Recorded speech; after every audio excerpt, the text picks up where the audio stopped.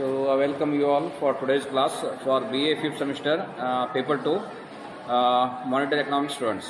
So, ಹಣ ಸಂಬಂಧಿ ಅರ್ಥಶಾಸ್ತ್ರ ವಿದ್ಯಾರ್ಥಿಗಳಿಗೆ ಇವತ್ತಿನ ಕ್ಲಾಸಿಗೆ ಸ್ವಾಗತ. So today I will start with chapter ಎಷ್ಟನೇ ಹೇಳಿರೋದು ಅಧ್ಯಾಯ ಚಾಪ್ಟರ್ 5 ಸಾರಿ ಚಾಪ್ಟರ್ 3 ಅಲ್ಲ, third unit, paper 2 third unit. ಹಣ ಸಂಬಂಧಿ ಅರ್ಥಶಾಸ್ತ್ರದಲ್ಲಿ ಘಟಕ 3 ಆಲ್ರೆಡಿ ಹ್ಯಾವ್ ಸ್ಟಾರ್ಟೆಡ್ ಹಣದ ಮಾರುಕಟ್ಟೆ ಮತ್ತು ಬಂಡವಾಳದ ಮಾರುಕಟ್ಟೆ. So there have learned in money market and capital market you have learned the introduction part. So introductory aspect to the money market and capital market, and there you have learned meaning and definition of money market. So what are the definitions given by economists and also experts? With that you have learned what are the meaning and also the definitions. So today you are going to learn differences between money market and capital market. So ಇವತ್ತು ನೀವು ಒಂದು ಕ್ಲಾಸ್ನಲ್ಲಿ ಹಣದ ಮಾರುಕಟ್ಟೆ ಮತ್ತು ಬಂಡವಾಳ ಮಾರುಕಟ್ಟೆನ ನೀವು ಇವತ್ತು ಕಲಿತಾ ಇದ್ದೀರಿ. ಓಕೆ, ಸೊ ನಾವು ದ ಫಸ್ಟ್ ಒನ್ ಈಗಾಗಲೇ ಇದು ಮಾಡಿದ ಪ್ರಕಾರ, ಸೊ ದೀರ್ಘಾವಧಿ ಮಾರುಕಟ್ಟೆ ಅದು ಯಾವುದನ್ನು ಪ್ರತಿನಿಧಿಸ್ತದೆ? ದೀರ್ಘಾವಧಿ ಮಾರುಕಟ್ಟೆ ಮುಖ್ಯವಾಗಿ ಈ ಒಂದು ಬಂಡವಾಳದ ಮಾರುಕಟ್ಟೆಯನ್ನು ಪ್ರತಿನಿಧಿಸಿದರೆ, ಅಲ್ಪಾವಧಿ ಮಾರುಕಟ್ಟೆ ಇದು ವಿಶೇಷವಾಗಿ ಹಣದ ಮಾರುಕಟ್ಟೆಯನ್ನು ಪ್ರತಿನಿಧಿಸ್ತದೆ ಅನ್ನೋದು ಈಗಾಗಲೇ ನೀವು ಹಿಂದಿನ ಒಂದು ಕ್ಲಾಸ್ನಲ್ಲಿ ತಿಳ್ಕೊಂಡಿದ್ದೀರಿ.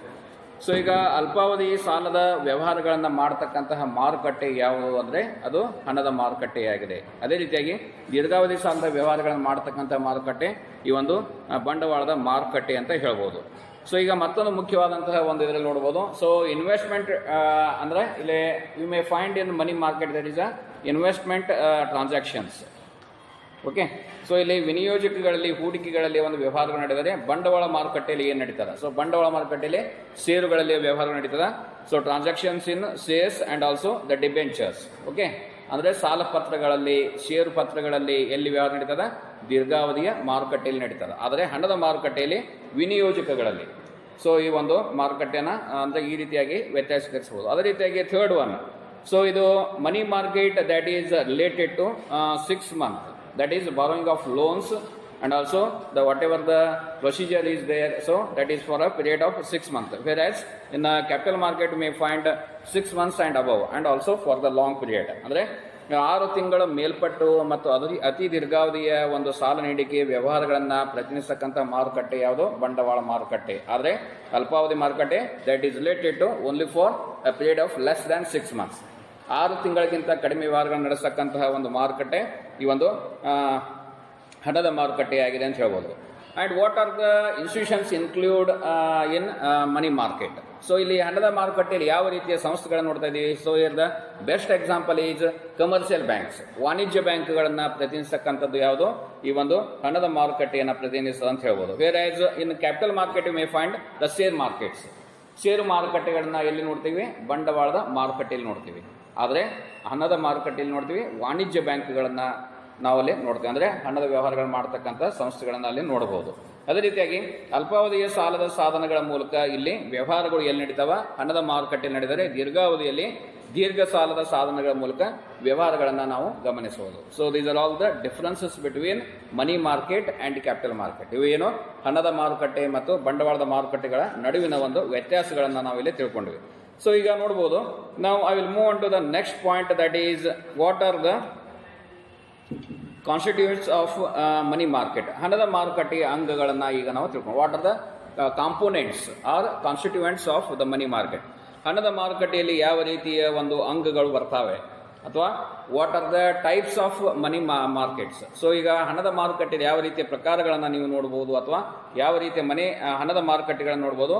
ಸೊ ಈಗ ವಿವಿಧ ಮಾರುಕಟ್ಟೆ ನೋಡುವುದು ವಿಶೇಷವಾಗಿ ಇನ್ನು ಮೆಟ್ರೋಪಾಲಿಟನ್ ಏರಿಯಾಸ್, ಎಲ್ಲಿ ಮಹಾನಗರ ಪ್ರದೇಶಗಳು ಹೆಚ್ಚಾಗಿ ಇರ್ತಾವೋ, ನಮ್ಮ ಮಹಾನಗರ ಪಾಲಿಕೆಗಳು ಎಲ್ಲಿ ಹೆಚ್ಚಾಗಿ ಕಂಡು ಬರ್ತದೆ. ಅದೇ ರೀತಿಯಾಗಿ ಬೃಹತ್ ನಗರ ಪಾಲಿಕೆಗಳು ಎಲ್ಲಿ ಹೆಚ್ಚಾಗಿ ಕಂಡು ಬರ್ತವೆ.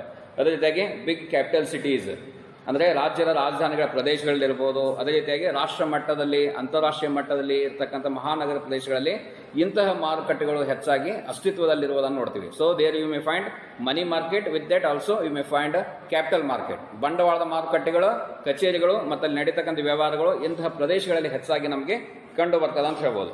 ಸೊ ಈಗ ಹಣದ ಮಾರುಕಟ್ಟೆಯಲ್ಲಿ ನೋಡ್ತಾ ಇದ್ದೀವಿ, ವಿಶೇಷವಾಗಿ number 1 that is call money market.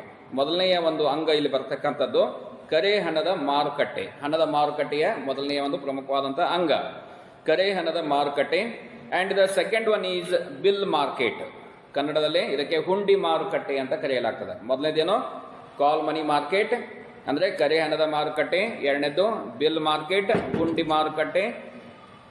ಇನ್ನು ಅದೇ ರೀತಿಯಾಗಿ ಮತ್ತೊಂದು ಮೂರನೆಯ ಪ್ರಮುಖವಾದಂಥದ್ದು ಇಲ್ಲಿ ಹೇಳ್ಬೋದು ಸರ್ಟಿಫಿಕೇಟ್ಸ್ ಆಫ್ ಡಿಪಾಸಿಟ್ಸ್ ಮಾರ್ಕೆಟ್.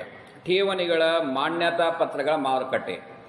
ಠೇವಣಿಗಳ ಮಾನ್ಯತಾ ಪತ್ರಗಳ ಮಾರುಕಟ್ಟೆ, certificates of deposits market. And fourth one is commercial paper market. ವಾಣಿಜ್ಯ ಪತ್ರದ ಮಾರುಕಟ್ಟೆಗಳು. ವಾಣಿಜ್ಯ ಪತ್ರದ ಮಾರುಕಟ್ಟೆಗಳು. And number 5 money market mutual funds. ಹಣದ ಮಾರುಕಟ್ಟೆಯ ಪಾರಸ್ಪರಿಕ ನಿಧಿಗಳು. ಐದನೇದು ಮನಿ ಮಾರ್ಕೆಟ್ ಮ್ಯೂಚುವಲ್ ಫಂಡ್ಸ್, ಹಣದ ಮಾರುಕಟ್ಟೆಯ ಪಾರಸ್ಪರಿಕ ನಿಧಿಗಳು. And number 6 collateral loan markets. ಮೂಲಾಧಾರ ಸಾಲದ ಹಣದ ಮಾರುಕಟ್ಟೆ. ಕೋಲ್ಯಾಟ್ರಲ್ ಮನಿ ಮಾರ್ಕೆಟ್, ಮೂಲಾಧಾರ ಸಾಲದ ಮಾರುಕಟ್ಟೆ. ಇನ್ನು ಅದೇ ರೀತಿಯಾಗಿ ಮತ್ತೊಂದು 7ನೇದಲ್ಲಿ ಬರ್ತದ, ಅದು ಯಾವುದಂದ್ರೆ ಅಕ್ಸೆಪ್ಟೆನ್ಸ್ ಮಾರ್ಕೆಟ್ ಅಂತ ಹೇಳ್ತೀವಿ. ಅಂದ್ರೆ ಅಂಗೀಕರಿಸಿದ ಹುಂಡಿಗಳ ಮಾರುಕಟ್ಟೆ. ಅಕ್ಸೆಪ್ಟೆನ್ಸ್ ಆಫ್ ಬಿಲ್ ಮಾರ್ಕೆಟ್ಸ್ ಅಂತ ಹೇಳ್ತಾ ಇದಕ್ಕೆ ಇಂಗ್ಲಿಷ್ ಒಳಗೆ, ಕನ್ನಡದಲ್ಲಿ ಅಂಗೀಕರಿಸಿದ ಹುಂಡಿಗಳ ಒಂದು ಮಾರುಕಟ್ಟೆ ಅಂತ ಹೇಳ್ಬೋದು. ಅದೇ ರೀತಿಯಾಗಿ ಇಷ್ಟು ನಾವು ಸುಮಾರು 7 ಪ್ರಕಾರದ ಈ ಒಂದು ಹಣದ ಮಾರುಕಟ್ಟೆಯಲ್ಲಿ ಕಂಡು ಬರ್ತಕ್ಕಂತಹ ಅದರ ಅಂಗಗಳನ್ನ ಕಾಂಪೋನೆಂಟ್ಸ್ ಅಥವಾ ಕಾನ್ಸ್ಟಿಟ್ಯೂಯೆಂಟ್ಸ್ ಅಂತ ಹೇಳ್ತೀವಿ. ಸೊ ಇವುಗಳನ್ನ ಈ ಒಂದು ಭಾಗದಲ್ಲಿ ಅಧ್ಯಯನ ಮಾಡ್ತೀವಿ. ಸೊ ಈಗ ಮೊದಲನೇದಾಗಿ ಕರೆ ಹಣದ ಮಾರುಕಟ್ಟೆ. ಸೊ ಕರೆ ಹಣದ ಮಾರುಕಟ್ಟೆ ಅಂದ್ರೆ ಏನು? ಇದು ಅತ್ಯಂತ ಅಲ್ಪಾವಧಿಗೆ ಸಂಬಂಧಪಟ್ಟಂತಹ ಒಂದು ಮಾರುಕಟ್ಟೆಯಾಗಿದ್ದು, ಇದು ಹಣದ ಮಾರುಕಟ್ಟೆಯ ಒಂದು ಕರೆ ಹಣದ ಮಾರುಕಟ್ಟೆಯಲ್ಲಿ ವಿಶೇಷವಾಗಿ ನೋಡ್ತಾ ಇದ್ದೀವಿ. ಹುಂಡಿಗಳು, ದಲ್ಲಾಳಿಗಳು, ಬಂಡವಾಳ ಪತ್ರದ ವ್ಯಾಪಾರಿಗಳು ಸಾಮಾನ್ಯವಾಗಿ ವಾಣಿಜ್ಯ ಬ್ಯಾಂಕುಗಳಿಂದ ಕರೆ ಹಣವನ್ನ ಸಾಲವಾಗಿ ಪಡೆಯತಕ್ಕಂತಹ ಒಂದು ವ್ಯವಸ್ಥಿತವಾದಂತಹ ಒಂದು ಮಾರುಕಟ್ಟೆಯಾಗಿದೆ ಅಂತ ಹೇಳ್ಬೋದು. ಅಂದ್ರೆ ಯಾವ ಮಾರುಕಟ್ಟೆಯಲ್ಲಿ ಅತ್ಯಲ್ಪಾವಧಿಗೆ ಇಲ್ಲಿ ಹಣದ ವ್ಯವಹಾರಗಳು ಜರುಗುತ್ತವೋ ಅಂತಹ ಮಾರುಕಟ್ಟೆಯನ್ನ ಕರೆ ಹಣದ ಮಾರುಕಟ್ಟೆ ಅಂತ ಕರೆಯಬಹುದು. ಸೊ ಇಂತಹ ಮಾರುಕಟ್ಟೆಗಳಲ್ಲಿ ನಾವು ಯಾವ ಜನರನ್ನು ನೋಡ್ತಾ ಇದ್ದೀವಿ ಅಂದ್ರೆ ಇಲ್ಲಿ ಮತ್ತೊಂದು ಹೆಸರು ಹುಂಡಿ ದಲ್ಲಾಳಿಗಳು ಅಂತ ಹೇಳ್ತೀವಿ. ಓಕೆ, ಸೊ ಹುಂಡಿ ದಲ್ಲಾಳಿಗಳು ಕಂಡು ಬರ್ತಾರೆ. ಅದೇ ರೀತಿಯಾಗಿ ಬಂಡವಾಳ ಪತ್ರದ ವ್ಯಾಪಾರಿಗಳು. ಸೊ ಈ ಒಂದು ಅತ್ಯಲ್ಪ ಅವಧಿಯಲ್ಲಿ ವ್ಯವಹಾರಗಳನ್ನು ಮಾಡತಕ್ಕಂತಹ ಈ ಒಂದು ಜನರನ್ನ ನಾವು ಈ ಒಂದು ಮಾರುಕಟ್ಟೆಯಲ್ಲಿ ಗಮನಿಸಬಹುದು. ಸೊ ಇವರು ಏನ್ ಮಾಡ್ತಾರೆ, ಕರೆ ಹಣದ ಹಣವನ್ನ ಅಂದ್ರೆ ಅತ್ಯಲ್ಪ ಅವಧಿಗೆ ಸಾಲದ ಒಂದು ರೂಪದಲ್ಲಿ ಹಣವನ್ನು ಪಡೆದು ವ್ಯವಹಾರಗಳನ್ನ ಮಾಡ್ತಾರೆ ಅಂತ ಹೇಳ್ಬೋದು. ಸೊ ಅದೇ ರೀತಿಯಾಗಿ ಸಾರ್ವಜನಿಕರು ಇವು ನೋಡ್ಬೋದು. ಸಾರ್ವಜನಿಕ ಎಲ್ಲಿ ಹಣವನ್ನು ಠೇವಣಿ ಇಡ್ತಾರೆ? ಈ ಒಂದು ಸಾರ್ವಜನಿಕ ವಲಯದ ಬ್ಯಾಂಕ್ಗಳಲ್ಲಿ ಅಥವಾ ಸರ್ಕಾರಿ ಬ್ಯಾಂಕ್ಗಳು ಅಥವಾ ವಾಣಿಜ್ಯ ಬ್ಯಾಂಕ್ಗಳಲ್ಲಿ, ಸಾರ್ವಜನಿಕ ವಲಯದ ವಾಣಿಜ್ಯ ಬ್ಯಾಂಕ್ಗಳಲ್ಲಿ ಜನ ಹಣವನ್ನು ಠೇವಣಿಗಳ ಒಂದು ರೂಪದಲ್ಲಿ ಇಡ್ತಾರೆ ಅಂತ ಹೇಳ್ಬೋದು. ಅದೇ ರೀತಿಯಾಗಿ ಕೇಂದ್ರ ಬ್ಯಾಂಕಿನ ಒಂದು ನಿಯಮದ ಪ್ರಕಾರ ಸೊ ಎಲ್ಲ ಬ್ಯಾಂಕ್ಗಳು ಮಾಡ್ತಾವ, ಸ್ವಲ್ಪ ಪ್ರಮಾಣದ ಹಣವನ್ನ ತಮ್ಮ ಬಳಿ ಇಟ್ಟುಕೊಂಡು ಇನ್ನುಳಿದ ಒಂದು ಈ ಫಾರ್ ಎಕ್ಸಾಂಪಲ್ 100 ರೂಪಾಯಿಯಲ್ಲಿ 10 ರೂಪಾಯಿ ಅವು ಏನ್ ಮಾಡ್ತಾವ ತಮ್ಮ ಬಳಿ ಇಟ್ಕೊಳ್ತಾವ, ಇನ್ನುಳಿದ 90 ರೂಪಾಯಿಗಳನ್ನ ಮತ್ತೊಬ್ಬ ವ್ಯಕ್ತಿಗೆ ಸಾಲ ನೀಡ್ತಾವ. ಸೊ ಈ ರೀತಿಯಾಗಿ ಬ್ಯಾಂಕುಗಳು ಸಹ ಏನ್ ಮಾಡ್ತಾವೆ, ಪತ್ರ ನಿರ್ಮಾಣದ ಒಂದು ಕಾರ್ಯಗಳನ್ನು ಸಹ ಮಾಡ್ತಾವ ಅಂತ ಹೇಳ್ಬೋದು. ಸೊ ಹೀಗಾಗಿ ಸಾರ್ವಜನಿಕರು ಅಂತಹ ಬ್ಯಾಂಕ್ಗಳಲ್ಲಿ ಇಟ್ಟಂತಹ ಒಂದು ಹಣವನ್ನ ಠೇವಣಿಗಳಲ್ಲಿ, ಅದೇ ರೀತಿಯಾಗಿ ಕೇಂದ್ರ ಬ್ಯಾಂಕು ಸಹ ಏನ್ ಮಾಡಬಹುದು, ಈ ಒಂದು ಹಿನ್ನೆಲೆಯಲ್ಲಿ ಸಾಲವನ್ನು ಸಹ ಪಡೆಯತಕ್ಕಂಥ ಒಂದು ವ್ಯವಸ್ಥೆಯನ್ನ ಇಂತಹ ಮಾರುಕಟ್ಟೆಯಲ್ಲಿ ಮಾಡಿಕೊಡ್ತದೆ ಅಂತ ಹೇಳ್ಬೋದು. ಅಂದ್ರೆ ಬ್ಯಾಂಕಿನಲ್ಲಿಯೇ ಇರತಕ್ಕಂತಹ ಹಣಕಾಸಿನ ಸಂಪನ್ಮೂಲಗಳನ್ನ ಇದು ಯಾವತ್ತಲೂ ಅವಲಂಬಿಸಿರ್ತದೆ. ಸೊ ವಿಶೇಷವಾಗಿ ಕರೆ ಹಣದ ಮಾರುಕಟ್ಟೆಯಲ್ಲಿ ನೋಡ್ತಾ ಇದ್ವಿ, ಹೆಚ್ಚಿನ ಮಟ್ಟದ ಒಂದು ಹಣದ ಮೇಲೆಯೇ ಇರತಕ್ಕಂಥ ಒಂದು ಮಾರುಕಟ್ಟೆಯಾಗಿದ್ದು, ಆದ್ದರಿಂದ ಬ್ಯಾಂಕು ತನ್ನಲ್ಲಿರುವ ಸ್ವಲ್ಪ ಪ್ರಮಾಣದ ಹಣವನ್ನ ಅತ್ಯಲ್ಪ ಅವಧಿಗೆ ಅಥವಾ ಸ್ವಲ್ಪ ಮಟ್ಟ ಅವಧಿಗೆ ಏನ್ ಮಾಡ್ತದ, ವ್ಯಾಪಾರದ ದಲ್ಲಾಳಿಗಳು ಮತ್ತು ಅದೇ ರೀತಿಯಾಗಿ ಬೇರೆ ಬ್ಯಾಂಕುಗಳಿಗೆ ಏನ್ ಮಾಡಬಹುದು, ಅತ್ಯಂತ ಕಡಿಮೆ ಬಡ್ಡಿ ದರದಲ್ಲಿ ಸಾಲವನ್ನ ನೀಡತಕ್ಕಂತಹ ಒಂದು ವ್ಯವಸ್ಥಿತವಾದಂತಹ ಒಂದು ಮಾರುಕಟ್ಟೆಯಾಗಿದೆ ಅಂತ ಹೇಳ್ಬೋದು. ಸೊ ಇದರ ಒಂದು ಹಿನ್ನೆಲೆ ನೋಡ್ತಾ ಇದ್ದೀವಿ, ಈ ಒಂದು ಕರೆ ಹಣದ ಮಾರುಕಟ್ಟೆಯಲ್ಲಿ ಬಡ್ಡಿಯನ್ನು ವಿಧಿಸತಕ್ಕಂಥ ಒಂದು ದರ 1% ಅಂತ ಹೇಳ್ಬೋದು. ಒಮ್ಮೆ ಬ್ಯಾಂಕು ಅವರಿಗೆ ಕರೆ ಮಾಡಿತಂದ್ರೆ ತಕ್ಷಣವೇ ಕೊಟ್ಟ ಹಣವನ್ನ ಮರೆ ಮಾಡತಕ್ಕಂತಹ ಅಥವಾ ಮರುಪಾವತಿ ಮಾಡಬೇಕಾದಂತಹ ಒಂದು ಮಾರುಕಟ್ಟೆ ಅಂತ ಹೇಳ್ಬೋದು. ಓಕೆ, ಈಗ ಕರೆ ಹಣದ ಮಾರುಕಟ್ಟೆ ಅಂತೀವಿ. ಈಗ ನಾನು ಎಷ್ಟು 1 ಲಕ್ಷ ರೂಪಾಯಿ ಹಣವನ್ನ ಸಾಲದ ರೂಪದಲ್ಲಿ ಪಡೆದಿರ್ತೀನಿ. ಸೊ ಅಲ್ಲಿ ಏನಾಗ್ತದ, ತಕ್ಷಣವೇ ಬ್ಯಾಂಕು ನನಗೇನ್ ಮಾಡ್ತದ, ಈ ಅವಧಿ ಮುಗಿದ ನೀವು ಹಣವನ್ನು ಬಂದು ಪಾವತಿ ಮಾಡಬೇಕು ಅಂತ ನನಗೆ ಕರೆಯನ್ನು ಕೊಡ್ಲಾಗ್ತದೆ, ನೋಟಿಸನ್ನು ಕೊಡ್ಲಾಗ್ತದೆ. ಸೂಚನೆ ಬಂದ ತಕ್ಷಣ ನಾವು ಹೋಗಿ ಏನು ಮಾಡಬೇಕು, ಅಲ್ಲಿ ಪಡೆದಂತಹ ಸಾಲದ ಹಣವನ್ನು ಮರುಪಾವತಿಯಾಗಿ ಮಾಡಬೇಕು. ಸೊ ಈ ರೀತಿಯ ಒಂದು ಮಾರುಕಟ್ಟೆಯ ಒಂದು ವ್ಯವಹಾರಗಳನ್ನು ಇಲ್ಲಿ ಗಮನಿಸಬಹುದು. ಸೊ ಅದೇ ರೀತಿಯಾಗಿ ಮುನ್ಸೂಚನೆ ಬಂದ ನಂತರ ಹಣವನ್ನು ನಾವು ಮರುಪಾವತಿ ಮಾಡಬೇಕು. ಅದೇ ರೀತಿಯಾಗಿ ಆ ಸಾಲಗಳನ್ನ ಹಿಂದಿರುಗಿಸಲಿಕ್ಕೆ ಇಲ್ಲಿ ಸುಮಾರು ಕನಿಷ್ಠ 3 ದಿವಸಗಳಿಂದ ಹಿಡಿದು 1 ವಾರದ ಒಂದು ಸಾಲದ ಮಾರುಕಟ್ಟೆಯ ಒಂದು ಅವಧಿ, ಇದು ಕರೆ ಹಣದ ಮಾರುಕಟ್ಟೆ ಅಂತ ಹೇಳ್ಬೋದು. ಸೊ ಕರೆ ಹಣದ ಮಾರುಕಟ್ಟೆಯ ಅವಧಿ ಎಷ್ಟು? 3 ದಿನಗಳಿಂದ ಹಿಡಿದು 1 ವಾರದವರೆಗಿನ ಈ ಒಂದು ಸಾಲದ ಹಣದ ಒಂದು ಮಾರುಕಟ್ಟೆಯಾಗಿದೆ ಅಂತ ಹೇಳ್ಬೋದು. ಸೊ ಗೊತ್ತಾಯ್ತಲ್ಲ ಪೀರಿಯಡ್ ಇದು. ಇದಕ್ಕೆ ಯಾಕೆ ನಾವು ಕರೆ ಹಣದ ಮಾರುಕಟ್ಟೆ ಅಂತ ಹೇಳ್ತೀವಿ? ಮುನ್ಸೂಚನೆ ಬಂದ್ಬಿಡ್ತದೆ, ಸಾಲವನ್ನು ಪಡೆದಂಥ ಹಣವನ್ನು ಮರುಪಾವತಿ ಮಾಡಬೇಕು. ಸೊ ಇದು ಎಷ್ಟು ಅವಧಿಯನ್ನು ಒಳಗೊಂಡಿದೆ? 3 ದಿನದಿಂದ 1 ವಾರದ ಒಂದು ಅವಧಿಯ ಒಂದು ವ್ಯವಹಾರಗಳನ್ನು ಒಳಗೊಂಡಂತಹ ಒಂದು ಮಾರುಕಟ್ಟೆಯಾಗಿದೆ ಅಂತ ಹೇಳ್ಬೋದು. ಸೊ ಹೀಗಾಗಿ ಹಣ ಅಂದರೆ ಕರೆದ ಕೂಡಲೇ ಅಥವಾ ಮುನ್ಸೂಚನೆ ನೀಡಿದ ಒಂದಲೇ ಸಾಲವನ್ನು ಮರುಪಾವತಿ ಮಾಡಲೇಬೇಕಾದಂತಹ ಒಂದು ಮಾರುಕಟ್ಟೆಯನ್ನು ಕರೆ ಹಣದ ಮಾರುಕಟ್ಟೆ ಅಂತ ಈ ಹಿನ್ನೆಲೆಯಲ್ಲಿ ವಿವರಣೆ ಮಾಡಬಹುದು. ಸೊ ಹೀಗಾಗಿ ಇಲ್ಲಿ ವಿಶೇಷವಾಗಿ ಬ್ಯಾಂಕಿನ ಮತ್ತು ಇತರ ಬ್ಯಾಂಕುಗಳ ಒಂದು ವ್ಯಾಪಾರದ ದಲ್ಲಾಳಿಗಳು ಸಹ ನೀಡ್ತಕ್ಕಂತಹ ಒಂದು ಕೊಡುವ ಸಾಲಗಳಿರ್ಬೋದು ಮತ್ತು ತೆಗೆದುಕೊಡ್ತಕ್ಕಂತಹ ಒಂದು ಸಾಲ ಹಣದ ಒಂದು ಮಾರುಕಟ್ಟೆಯನ್ನು ಇದು ಪ್ರತಿನಿಧಿಸುತ್ತೆ ಅಂತ ಹೇಳ್ಬೋದು. ಸೊ ಇಲ್ಲಿ ವ್ಯಾಪಾರಿಗಳು ಮತ್ತು ಅದೇ ರೀತಿಯಾಗಿ ದಲ್ಲಾಳಿಗಳು ಸಹ ಇಲ್ಲಿ ಕೆಲಸಗಳನ್ನ ಅಥವಾ ತಮ್ಮ ಚಟುವಟಿಕೆಗಳನ್ನ, ಹಣಕಾಸಿನ ಚಟುವಟಿಕೆಗಳನ್ನ ಈ ರೀತಿಯಾಗಿ ಮಾಡ್ತಾರೆ ಅಂತ ಹೇಳ್ಬೋದು. ಇನ್ನು second I will move on to the second one, that is bill market. ಇದಕ್ಕೆ ಹುಂಡಿ ಮಾರುಕಟ್ಟೆ ಅಂತ ಇಲ್ಲಿ ಕರೆಯಲಾಗ್ತದೆ. ಸೊ ಈಗ ಅಲ್ಪಾವಧಿಯಲ್ಲಿ ಸಂಬಂಧಪಟ್ಟಂತಹ ಮತ್ತೊಂದು ಪ್ರಮುಖವಾದಂತಹ ಒಂದು ಹಣದ ಮಾರುಕಟ್ಟೆ ಅಂತ ಹೇಳ್ಬೋದು. ಈಗ ಖಜಾನೆಯ ಒಂದು ಹುಂಡಿಗಳನ್ನ ಕೊಳ್ಳುವ ಮತ್ತು ಮಾರುವ ಒಂದು ಪೇಟೆಗೆ ನಾವು ಹುಂಡಿ ಮಾರುಕಟ್ಟೆ ಅಂತ ಕರೀತೀವಿ. So treasury bills examples. ಈಗ ಟ್ರೆಜರಿ ಬಿಲ್ಸ್ಗಳನ್ನ ಏನ್ ಮಾಡ್ತೀವಿ ನಾವು? ಕೊಳ್ಳುವ ಮತ್ತು ಅದೇ ರೀತಿಯಾಗಿ ಮಾರಾಟ ಮಾಡತಕ್ಕಂತಹ ಒಂದು ಪೇಟೆಯನ್ನ ಈ ಒಂದು ಹಣದ ಮಾರುಕಟ್ಟೆ ಅಂತ ಇಲ್ಲಿ ಕರೆಯಲಾಗ್ತದೆ ಅಂತ ಹೇಳ್ಬೋದು. ಅದೇ ರೀತಿಯಾಗಿ ಈಗ ಸಾಲ ನೀಡುವಾಗ ಬಡ್ಡಿಯನ್ನ ಮುಂಚಿತವಾಗಿ ಇಲ್ಲಿ ಮುರಿಕೊಳ್ಳೋದು. ಸೊ ಈಗ ಫಾರ್ ಎಕ್ಸಾಂಪಲ್, ಈಗ 1 ಲಕ್ಷ ರೂಪಾಯಿ ಸಾಲವನ್ನು ನಾನು ಪಡೆದಿನಿ ಅಂತ ತಿಳ್ಕೊಡ್ರಿ. ಸೊ ಅದರಲ್ಲಿ ಮುಂಚಿತವಾಗಿಯೇ ಬಡ್ಡಿ ಎಷ್ಟಾಯ್ತು? 10% ಅಂದ್ರೆ 1 ಲಕ್ಷಕ್ಕೆ 10,000 ರೂಪಾಯಿ ಆಯಿತು. ಸೊ 10,000 ರೂಪಾಯಿನ ಅಡ್ವಾನ್ಸ್ ಆಗಿ ಇಟ್ಟುಕೊಂಡು ಏನ್ ಮಾಡ್ತಾರೆ ಅವರು? 90,000 ಅಂದ್ರೆ ಕೊಟ್ಟಿದ್ದ ಸಾಲ ಎಷ್ಟು? 90,000. ಆದ್ರೆ ಆ ಅವಧಿಗೆ ಸಂಬಂಧಪಟ್ಟಂತ ಒಂದು 10,000 ರೂಪಾಯಿನ ಅಡ್ವಾನ್ಸ್ ಆಗಿ ಏನ್ ಮಾಡ್ತಾರೆ? ಸಾಲದ ಹಣದಲ್ಲಿಯೇ ಮುರಿದುಕೊಂಡು ನಮಗೆ ಕೊಡ್ತಕ್ಕಂತ ಮೊತ್ತ ಎಷ್ಟು? 90,000. ಆದ್ರೆ ಸಾಲದ ಪ್ರಮಾಣ ಎಷ್ಟು? 1 ಲಕ್ಷ. ಬಡ್ಡಿಯನ್ನ ಮುಂಚಿತವಾಗಿಯೇ ಮುರಿದುಕೊಳ್ತಕ್ಕಂತಹ ಒಂದು ಮಾರುಕಟ್ಟೆಯನ್ನ ಇದು ಹುಂಡಿ ಮಾರುಕಟ್ಟೆ ಅಂತ ಕರೆಯಲಾಗ್ತದೆ. ಸೊ ಒಟ್ಟಾಯಿಸುವ ಮಾರುಕಟ್ಟೆ ಅಂತಲೂ ಸಹ ಇದನ್ನ ಮತ್ತೊಂದು ಹೆಸರಿಂದ, so that is in English we call it as discount market, ಒಟ್ಟದ ಪೇಟೆ ಅಂತಲೂ ಸಹ ಈ ಒಂದು ಹುಂಡಿ ಮಾರುಕಟ್ಟೆಯನ್ನ ಕರೆಯಬಹುದು.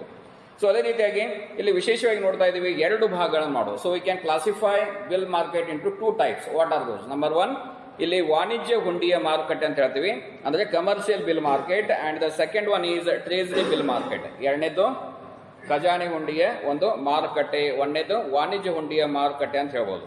ಸೊ ಈ ಒಂದು ವಾಣಿಜ್ಯ ಹುಂಡಿಯ ಮಾರುಕಟ್ಟೆಯಲ್ಲಿ ದೇಶೀಯ ಮತ್ತು ವಿದೇಶಿಯ ವ್ಯವಹಾರದ ಹುಂಡಿಗಳನ್ನ ಇಟ್ಟುಕೊಂಡು ಸಾಲವನ್ನ ನೀಡಲಾಗ್ತದೆ. ಓಕೆ, ಇಂತಹ ಒಂದು ಮಾರ್ಗ ಇದರಲ್ಲಿ ವಾಣಿಜ್ಯ ಹುಂಡಿಯ ಮಾರುಕಟ್ಟೆಯಲ್ಲಿ ಈ ಒಂದು ದೇಶೀಯ ಮತ್ತು ವಿದೇಶಿಯ ಒಂದು ವ್ಯಾಪಾರದ ಹುಂಡಿಗಳನ್ನ ನಾವು ಇಟ್ಟುಕೊಂಡು ಸಾಲವನ್ನು ಕೊಡ್ತಕ್ಕಂತಹ ಒಂದು ವ್ಯವಸ್ಥಿತವಾದಂತಹ ಒಂದು ಮಾರುಕಟ್ಟೆಯಾಗಿದೆ ಅಂತ ಹೇಳ್ಬೋದು. ಸೊ ಇಲ್ಲಿ ವ್ಯಾಪಾರಿಗಳಿಂದ ಹುಂಡಿಗಳನ್ನ ಖರೀದಿಸಿ ನಿಜವಾದ ಸಾಲಗಾರರ ಪರವಾಗಿ ಮಾಡತಕ್ಕಂತಹ ಒಂದು ಸಂದಾಯ ಮಾಡತಕ್ಕಂತಹ ಮತ್ತು ಅದೇ ರೀತಿಯಾಗಿ ಹಣವನ್ನ ನೀಡತಕ್ಕಂತಹ ಒಂದು ಮಾರುಕಟ್ಟೆಯಾಗಿದೆ ಅಂತ ಹೇಳ್ಬೋದು. ಇದು ಹೆಚ್ಚಾಗಿ ಎಲ್ಲಿ ಕಂಡು ಬರ್ತದೆ? ಇಂತಹ ಮಾರುಕಟ್ಟೆಯನ್ನು ನೋಡ್ತಾ ಇದೀವಿ ಪಾಶ್ಚಿಮಾತ್ಯ ರಾಷ್ಟ್ರಗಳಾದ ಮತ್ತು ಮಹಾನಗರ ಪ್ರದೇಶಗಳಲ್ಲಿ. ಇವುಗಳನ್ನು ನಾವಿಲ್ಲಿ ಹೆಚ್ಚಾಗಿ ಗಮನಿಸಬಹುದು. ಈಗ ಪಾಶ್ಚಿಮಾತ್ಯ ರಾಷ್ಟ್ರಗಳು ನೋಡಬಹುದು, ಎಕ್ಸಾಂಪಲ್ ಲಂಡನ್, ಅದೇ ರೀತಿಯಾಗಿ ಫ್ರಾನ್ಸ್, ಪ್ಯಾರಿಸ್. ಸೊ ಈ ರೀತಿಯ ಅನೇಕ ಬೃಹತ್ ಏನು ಈ ಒಂದು ರಾಜ್ಯದ ಆ ದೇಶದ ರಾಜಧಾನಿಗಳು ಕಂಡಿರ್ತಾವ ಈ ಒಂದು ವೆಸ್ಟರ್ನ್ ಕಂಟ್ರೀಸ್ಗಳಲ್ಲಿ. ಸೊ ಅಲ್ಲಿ ಈ ಒಂದು ಮಾರುಕಟ್ಟೆ ಹೆಚ್ಚಾಗಿ ಜನಪ್ರಿಯತೆಯನ್ನು ಪಡೆದಿದೆ. ಅದೇ ರೀತಿಯಾಗಿ ಅಮೆರಿಕ ಸಂಯುಕ್ತ ಸಂಸ್ಥಾನ, ಅಲ್ಲಿಯೂ ಸಹ ಇದು ಹೆಚ್ಚು ಜನಪ್ರಿಯತೆಯನ್ನು ಪಡೆದಂತಹ ಒಂದು ಮಾರುಕಟ್ಟೆ. ಇನ್ನು ಖಜಾನೆ ಹುಂಡಿಯ ಮಾರುಕಟ್ಟೆ, ಟ್ರೆಜರಿ ಬಿಲ್ಸ್ ಮಾರ್ಕೆಟ್. ಈಗ ನೋಡಬಹುದು ಪ್ರತಿಯೊಂದು ತಾಲೂಕು ವಲಯದಲ್ಲಿ ನೋಡ್ತಾ ಇದೀವಿ ಮತ್ತು ಜಿಲ್ಲಾ ಮಟ್ಟದಲ್ಲಿ ಈ ಒಂದು ಖಜಾನೆ ಇಲಾಖೆನೇ ನಾವು ನೋಡ್ತಾ ಇದೀವಿ. ರಾಜಸ್ವ ಇಲಾಖೆ ಅಂತ ಹೇಳ್ಬೋದು. ಅದೇ ರೀತಿಯಾಗಿ ಅದಕ್ಕೆ ಖಜಾನೆಯ ಒಂದು ಇಲಾಖೆ ಅಂತಲೂ ಸಹ ನಾವಿಲ್ಲಿ ಕರೆಯಬಹುದು. ಸೊ ಈಗ ಸರ್ಕಾರದ ಹಣ ಮಾರುಕಟ್ಟೆಯಲ್ಲಿ ಏನಾಗ್ತದ? ಅಲ್ಪಾವಧಿಯ ಸಾಲದ ವ್ಯವಹಾರಗಳಿಗೆ ಒಳಪಟ್ಟಂತಹ ಒಂದು ಮಾರುಕಟ್ಟೆಯನ್ನ ಏನಂತೀವಿ? ಖಜಾನೆ ಹುಂಡಿಯ ಮಾರುಕಟ್ಟೆ ಅಂತ ಇಲ್ಲಿ ಕರೆಯಬಹುದು. ಸೊ ಈಗ ಎಕ್ಸಾಂಪಲ್ ಹೇಳ್ಬೋದು, ಇದು ವಿಶೇಷವಾಗಿ 91 ದಿವಸಗಳಿಗೆ ಸಂಬಂಧಪಟ್ಟಂತಹ ಒಂದು ಹಣದ ಮಾರುಕಟ್ಟೆಯಾಗಿದೆ. So maximum period for that is 91 days in bill treasury bills market. So ಇಲ್ಲಿ 91 ದಿನಗಳ ಒಂದು ಅವಧಿಯ ಮಾರುಕಟ್ಟೆನ ಖಜಾನೆ ಹುಂಡಿಯ ಮಾರುಕಟ್ಟೆಗಳು ಅಂತ ಕರೆಯಬಹುದು. ಸೊ ಈಗ ವಿಶೇಷವಾಗಿ ಇಂಥ ಒಂದು ಮಾರುಕಟ್ಟೆ ನೋಡ್ತಾ ಇದ್ದೀವಿ, ಸಾಲವನ್ನು ಪಡೆಯತಕ್ಕಂತಹ 90 ದಿವಸಗಳ ಒಂದು ವ್ಯವಹಾರದ ಒಂದು ಚಟುವಟಿಕೆಯನ್ನ ಇದು ಒಳಗೊಂಡಿದೆ ಅಂತ ಹೇಳ್ಬೋದು. ಸೊ ವಿಶೇಷವಾಗಿ ಸರ್ಕಾರಕ್ಕೆ ಸಂಬಂಧಪಟ್ಟಂತಹ ಒಂದು ಖಜಾನೆಯ ಒಂದು ಇದರಲ್ಲಿ ಈ ಒಂದು ವ್ಯವಹಾರಗಳನ್ನು ನಾವಿಲ್ಲಿ ಗಮನಿಸಬಹುದು. And the third one is certificate of deposits market, ಠೇವಣಿಗಳ ಮಾನ್ಯತಾ ಪತ್ರಗಳ ಮಾರುಕಟ್ಟೆ. ಸೊ ಈಗ ವಾಣಿಜ್ಯ ಬ್ಯಾಂಕ್ಗಳು ಏನು ಮಾಡ್ತಾವ, ಠೇವಣಿ ಪತ್ರಗಳನ್ನು ನೀಡ್ತಾವೆ. Okay, for the period of certain periods, ಏನೋ 30 ಡೇಸ್ ಇರ್ಬೋದು, 45 ಡೇಸ್ ಇರ್ಬೋದು, ಲೈಕ್ ಆಮೇಲೆ ಅದೇ ರೀತಿಯಾಗಿ 3 ಮಂತ್ಸ್ ಇರ್ಬೋದು. ಸೊ ವಾಣಿಜ್ಯ ಬ್ಯಾಂಕ್ಗಳು ಮಾನ್ಯತಾ ಪತ್ರಗಳನ್ನ ಹೊರಡಿಸುವ ಮೂಲಕ ಮಾರುಕಟ್ಟೆಯಲ್ಲಿ ಹಣದ ಸಂಪನ್ಮೂಲಗಳನ್ನು ಸಂಗ್ರಹಿಸುವ ಮಾರುಕಟ್ಟೆಗೆ ಠೇವಣಿಗಳ ವಾಣಿಜ್ಯ ಪತ್ರದ ಮಾರುಕಟ್ಟೆ ಅಂತ ಇಲ್ಲಿ ಕರೆಯಲಾಗ್ತದೆ. ಓಕೆ, ಈಗ ನೀವು ಬ್ಯಾಂಕಿಗೆ ಹೋಗ್ತೀರಿ, ಹಣವನ್ನು ಇಡ್ತೀರಿ, 1 ತಿಂಗಳ ಮಟ್ಟಿಗೆ ಇರ್ಬೋದು, 45 ದಿನಗಳ ಮಟ್ಟಿಗೆ ಇರ್ಬೋದು, ಅದೇ ರೀತಿಯಾಗಿ 90 ದಿನಗಳ ಮಟ್ಟಿಗೆ 6 ತಿಂಗಳ ಅವಧಿಗೆ ನೀವು ಅಲ್ಲಿ ಹಣವನ್ನು ಇಡಬಹುದು. ಸೊ ಇಂಥ ಒಂದು ಮಾರುಕಟ್ಟೆ 3 ತಿಂಗಳಿಂದ 1 ವರ್ಷದ ಒಂದು ಮಾರುಕಟ್ಟೆ ಆಗಿದೆ ಅಂತ ಹೇಳಿ. So this is a period for 91 days to 1 year. So that market is known as certificates of deposits market. The market is where a transaction will be done for a period of 91 days to for a period of 1 year. ಅಂದರೆ 91 ದಿನಗಳಿಂದ ಮೇಲ್ಪಟ್ಟು 1 ವರ್ಷದ ಒಳಗಿನ ಅವಧಿಯ ವ್ಯವಹಾರಗಳನ್ನು ನಡೆಸತಕ್ಕಂತಹ ಒಂದು ಮಾರುಕಟ್ಟೆಯನ್ನು ಏನು ಕರಿತೀವಿ, ಠೇವಣಿಗಳ ಮಾನ್ಯತಾ ಪತ್ರಗಳ ಹಣದ ಮಾರುಕಟ್ಟೆ ಅಂತ ಇದನ್ನು ಕರೆಯಲಾಗುತ್ತದೆ. ಸೊ ಇನ್ನು 4ನೇದು ಬರ್ತದೆ ಇಲ್ಲಿ ವಾಣಿಜ್ಯ ಪತ್ರದ ಮಾರುಕಟ್ಟೆ, ಕಮರ್ಷಿಯಲ್ ಪೇಪರ್ ಮಾರ್ಕೆಟ್ಸ್. ಈಗ ಯಾವ ಮಾರುಕಟ್ಟೆಯಲ್ಲಿ ವಾಣಿಜ್ಯ ಪತ್ರಗಳನ್ನು, ಸೊ ವಿಶೇಷವಾಗಿ ನೋಡ್ತಾ ಇದ್ದೀವಿ, ಈ ಒಂದು ವಾಗ್ದಾನ ಅಂದರೆ ಇದಕ್ಕೆ ಡಿಬೆಂಚರ್ ಲೆಟರ್ಸ್ ಅಂತಲೂ ಸಹ ಕರಿತೀವಿ. ವಾಣಿಜ್ಯ ಪತ್ರಗಳು ಇದು ಒಂದು ರೀತಿಯ ವಾಗ್ದಾನದ ಒಂದು ಪತ್ರಗಳು ಅಂತಲೂ ಸಹ ನಾವಿಲ್ಲಿ ಪ್ರಾಮಿಸರಿ ಲೆಟರ್ಸ್ ಅಂತ ನಾವು ಇದಕ್ಕೆ ಹೇಳ್ತೀವಿ, ವಾಗ್ದಾನ ಪತ್ರಗಳು. ಸೊ ಇಷ್ಟು ಹಣವನ್ನು ಇಷ್ಟು ಅವಧಿಯಲ್ಲಿ ನಾವು ನಿಮಗೆ ಕೊಡಮಾಡ್ತೀವಿ ಅಂತ ಹೊಡಿಸ್ತಕ್ಕಂತಹ ಒಂದು ವಾಣಿಜ್ಯ ಪತ್ರಗಳು ಅಂತ ಇಲ್ಲಿ ಹೇಳ್ಬೋದು. ಸೊ ಇದನ್ನ ಯಾವಾಗ ಜಾರಿ ಮಾಡಲಾಯಿತು ಅಂದರೆ ಭಾರತ ಸರ್ಕಾರ ಈ ಒಂದು ಭಾರತ ಹಣದ ಮಾರುಕಟ್ಟೆಯನ್ನ, ವಿಶೇಷವಾಗಿ ವಾಣಿಜ್ಯ ಪತ್ರದ ಒಂದು ಮಾರುಕಟ್ಟೆಯನ್ನ ಜನವರಿ 1990ರಲ್ಲಿ ಪರಿಚಯಿಸಲಾಯಿತು ಅಂತ ಹೇಳ್ಬೋದು.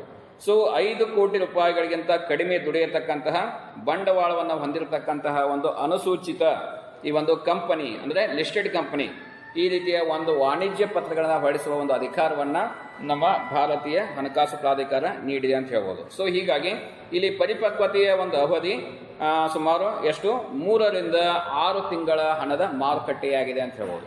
ಸೊ ಈಗ ನಾವು ಹಣವನ್ನು ಅಲ್ಲಿ ತಗೊಂಡ್ವಿ. ಸೊ ಅಲ್ಲಿ 3 ರಿಂದ 6 ತಿಂಗಳ ಒಂದು ಅವಧಿಯವರೆಗೆ ಏನಾಗ್ತದೆ, ಆ ಹಣ ನಮಗೆ ಸಿಗ್ತದೆ ಅಂತ ಹೇಳ್ಬೋದು. ಸೊ ಇಂಥ ಒಂದು ಮಾರುಕಟ್ಟೆ ವಾಣಿಜ್ಯ ಪತ್ರದ ಒಂದು ಮಾರುಕಟ್ಟೆಯಾಗಿದೆ ಅಂತ ಹೇಳ್ಬೋದು. ಸೊ ವಾಣಿಜ್ಯ ಪತ್ರಗಳನ್ನ ಯಾರು ಮಾಡ್ತಾರೆ? ಸೊ ವಾಣಿಜ್ಯ ಪತ್ರದ ಒಂದು ವ್ಯವಹಾರಗಳನ್ನು ಮಾಡ್ತಕ್ಕಂಥದ್ದು ಸಾರ್ವಜನಿಕ ವಲಯದ ಬ್ಯಾಂಕ್ಗಳು, ಉದ್ಯಮಗಳು, ಆಮೇಲೆ ವಿಮಾ ಮತ್ತು ಹಣಕಾಸಿನ ಕಂಪನಿಗಳ ಒಂದು ಉದಾಹರಣೆಯಾಗಿ ಇಲ್ಲಿ ನಾವು ಕೊಡಬಹುದು. ಇನ್ನು ಅದೇ ರೀತಿಯಾಗಿ ಪ್ರಖ್ಯಾತ ಕಂಪನಿಗಳು ಸಹ ಇಲ್ಲಿ ವಿಶೇಷವಾಗಿ ಈ ಒಂದು ವಾಣಿಜ್ಯದ ಒಂದು ಹಣಕಾಸಿನ ಚಟುವಟಿಕೆಗಳನ್ನು ಸಹ ನಿರ್ವಹಣೆ ಮಾಡಲಿಕ್ಕೆ ಸಾಧ್ಯವಿದೆ ಅಂತ ಹೇಳ್ಬೋದು. ಸೊ ಅವುಗಳು ಸಹ ಅಲ್ಪಾವಧಿಗೆ ಸಂಬಂಧಪಟ್ಟಂತಹ ಒಂದು ವೈವಿಧ್ಯವಾದ ಒಂದು ಸಾಲದ ಒಂದು ಹಣವನ್ನು ಹೂಡಿಕೆದಾರರಿಗೆ ಮತ್ತು ಅದೇ ರೀತಿಯಾಗಿ ಮತ್ತು ಹೆಚ್ಚುವರಿ ಸಾಧನವನ್ನು ಸಹ ಭಾರತದ ಈ ರೀತಿಯ ಒಂದು ವಾಣಿಜ್ಯ ಪತ್ರದ ಮೂಲಕ ಏನು ಮಾಡ್ತಾವ, ಸಾಲದ ಒಂದು ಹಣದ ಹಣಕಾಸಿನ ಸಂಪನ್ಮೂಲವನ್ನು ಸಂಗ್ರಹ ಮಾಡಲಿಕ್ಕೆ ಸಹ ಮತ್ತು ಅದೇ ರೀತಿಯಾಗಿ ವ್ಯವಹಾರಗಳನ್ನು ಸಹ ಮಾಡಲಿಕ್ಕೆ ಈ ಒಂದು ವಾಣಿಜ್ಯ ಪತ್ರದ ಮಾರುಕಟ್ಟೆ ಅನುವು ಮಾಡಿಕೊಟ್ಟಿದೆ ಅಂತ ಹೇಳ್ಬೋದು. ಆದ್ದರಿಂದ ಇದನ್ನ ಫಾರಿನ್ ಎಕ್ಸ್ಚೇಂಜ್ ರೆಗ್ಯುಲೇಷನ್ ಆಕ್ಟ್ 1973 ಈ ಒಂದು ಆಡಳಿತಕ್ಕೆ ಒಳಪಟ್ಟಿರ್ತಕ್ಕಂತಹ ಅನೇಕ ವಾಣಿಜ್ಯ ಪತ್ರಗಳನ್ನು ಸಹ ಈ ಒಂದು ವ್ಯವಹಾರಗಳು ಮಾಡತಕ್ಕಂತಹ ಒಂದು ಸಂಸ್ಥೆಗಳಿಗೆ ಅಧಿಕಾರವನ್ನ ನೀಡಲಾಗಿದೆ ಅಂತ ಹೇಳ್ಬೋದು.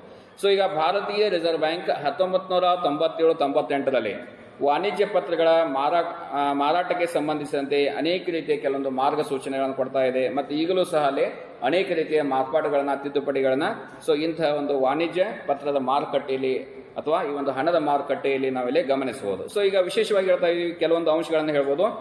ಈ ಒಂದು ಪತ್ರಗಳನ್ನು ಹೊರಡಿಸುವ ಕಂಪನಿಯು 4 ಕೋಟಿ ರೂಪಾಯಿಗಳ ಸದೃಶ್ಯ ನಿವ್ವಳ ಮೌಲ್ಯವನ್ನು ಹೊಂದಿರಬೇಕು. So visible investment is up to for 4 crore rupees ಅಂದರೆ ಸದೃಶ್ಯವಾದಂತಹ ಒಂದು 4 ಕೋಟಿ ಹಣದ ಒಂದು ಮೊತ್ತದ ಒಂದು ಮೌಲ್ಯವನ್ನು ಇಂತಹ ಕಂಪನಿಗಳು ಹೊಂದಿರಬೇಕು.